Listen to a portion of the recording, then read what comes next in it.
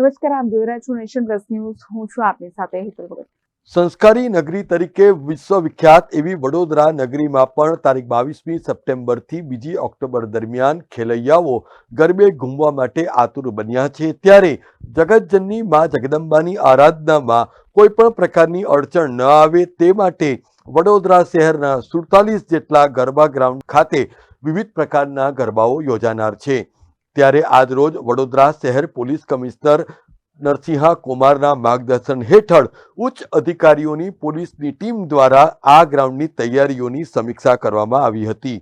એટલું જ નહીં, પરંતુ વડોદરા શહેર પોલીસ કમિશનર નરસિંહા કુમારના જણાવ્યા અનુસાર તમામ પ્રકારની સુરક્ષા વ્યવસ્થામાં કોઈપણ પ્રકારની કચાશ ન રહે તે માટેની ડિટેલ્ડ સિક્યુરિટી પ્લાન પણ પોલીસ દ્વારા તૈયાર કરવામાં આવ્યો છે. સાથે સાથે ગરબા ગ્રાઉન્ડના આયોજકો અને પોલીસની સાથે સારું સંકલન જળવાયેલું રહે તે દિશામાં પણ સુદૃઢ પ્રયાસો કરવામાં આવી રહ્યા છે. આજરોજ વડોદરા શહેર પોલીસની team Vadodara Navratri festival Navlakhi ground ખાતે જઈ પહોંચી હતી, જ્યાં ક્રેડાઈ વડોદરા નવરાત્રી ફેસ્ટિવલના આયોજકો મયંક પટેલ અને પ્રિતેશ શાહની ઉપસ્થિતિમાં ગરબા ગ્રાઉન્ડના આયોજનની સંપૂર્ણ વ્યવસ્થા અંગેની માહિતી પણ મેળવવામાં આવી હતી. 22 સપ્ટેમ્બરથી 2 ઓક્ટોબર સુધી સમગ્ર વડોદરા શહેરમાં નવરાત્રિનું ઉજવણી થનાર છે. આના ભાગરૂપે શહેરના કેટલાક સ્થળોએ ગરબા ગ્રાઉન્ડની પૂર્વ તૈયારીઓ આયોજકો દ્વારા કરવામાં આવી રહ્યું છે. તે ઉપરાંત પણ કેટલાક મીડિયમ સાઇઝના ગરબાઓ, શેરી ગરબાઓ, દુર્ગા પૂજાના પંડાલો અને રાવણ દહન જેવી કાર્યક્રમો પણ આ 10 દિવસના સમયગાળામાં યોજાતી હોય છે. તે માટે શહેર પોલીસ તરફથી ડિટેલ્ડ સિક્યુરિટી પ્લાન વર્કઆઉટ કરી ગયા છે. તો पुलिस अपने SRP अपना टीम्स शी टीम અને અન્ય વોલન્ટરી એજન્સીસના હોમગાર્ડ અને TRBના સભ્યો આ બધા તો તૈનાત રહેશે અને એક સુદૃઢ સુરક્ષા વ્યવસ્થા ગોઠવવામાં આવશે.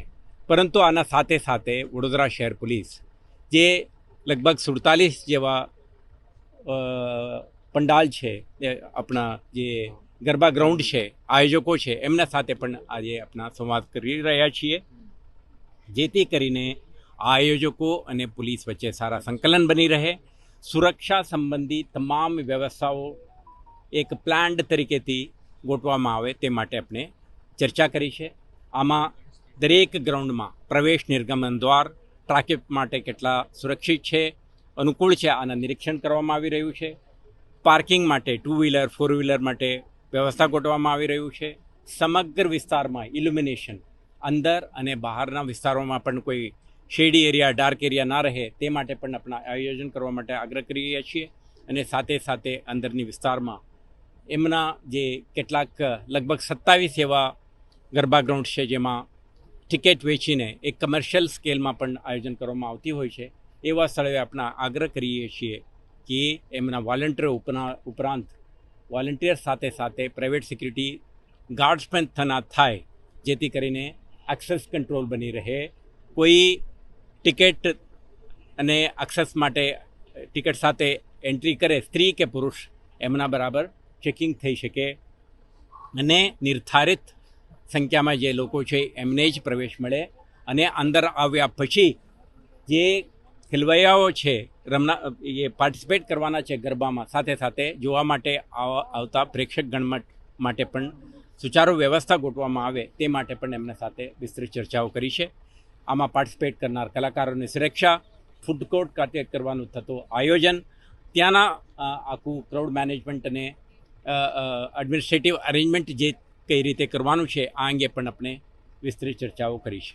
તે ઉપરાંત સુરક્ષા માટે એમના તરફથી CCTV કેમેરા લગાવવામાં આવશે, ફાયર સેફટી અંગેના તાકેદારી રાખવામાં આવશે અને આવા જે સ્ટેજ બને છે અને સ્ટ્રક્ચર ઊભા કરવામાં આવે છે, આપણે એમને સ્પષ્ટ સૂચના આપી છે કે આનું પણ સ્ટ્રક્ચરલ એન્જિનિયર પાસેથી સર્ટિફિકેટ મેળવવામાં આવે, જેથી કરીને એના સ્ટ્રક્ચરલ સ્ટેબિલિટી બની રહે. પોલીસ વિભાગ દ્વારા ટ્રાફિક અંગેનું વિસ્તૃત જાહેરનામું બહાર પાડીને ટ્રાફિક પોલીસ, TRB જરૂરી સંખ્યામાં તૈનાત કરીને આ ગરબા ગ્રાઉન્ડ, આજુબાજુના વિસ્તાર અને પ્રવેશ નિર્ગમન દ્વાર ઉપર પણ સુચારુ રીતે ટ્રાફિક મેનેજમેન્ટ થાય તે માટે પૂરતા સંખ્યામાં પોલીસ તૈનાત થશે અને સાથે સાથે અંદરના વિસ્તારમાં પણ કોઈ પણ પ્રકારની અવ્યવસ્થા ના થાય, કાયદો અને વ્યવસ્થા બની રહે તે માટે પૂરતા સંખ્યામાં સ્થાનિક પોલીસના ટીમ્સ સાથે સાથે કેટલાક વ્યૂહાત્મક સ્થળોએ આપણા શી ટીમના સભ્યોને પણ આપણે તૈનાત કરીશું, જેથી કરીને અંદર ચાલતા પ્રવૃત્તિઓ ઉપર ખાસ નજર રાખી શકે. મહિલા, બાળકો અને વરિષ્ઠ નાગરિકો જે કંઈ આ મા શક્તિના આરાધનાના પવિત્ર કાર્યક્રમમાં પાર્ટિસિપેટ કરી શકે, એમના સુરક્ષા બની રહે તે માટે પણ વડોદરા શહેર પોલીસ દ્વારા વિસ્તૃત સુરક્ષા વ્યવસ્થા ગોઠવવામાં આવશે. અત્યારે આપણે પૂર્વ તૈયારીનો ભાગરૂપે આ એક્સરસાઇઝ કરી રહ્યા છીએ. આવતા દિવસોમાં જે રીતે પોલીસ અને આયોજકો તરફથી તૈયારીઓ થતી જાય છે, પ્રગતિ થાય છે, તે વખતે તમને વખત અપડેટ આપીશું. Bureau report, nation plus news, Vadodara. સમાચારોના સતત અપડેટ મેળવવા માટે અમારી નેશન પ્લસ ન્યૂઝની યુટ્યુબ ચેનલને સબસ્ક્રાઇબ કરો, બેલ આઇકન દબાવો અને જોડાયેલા રહો ફેસબુક, ઇન્સ્ટાગ્રામ અને ટ્વિટર પર.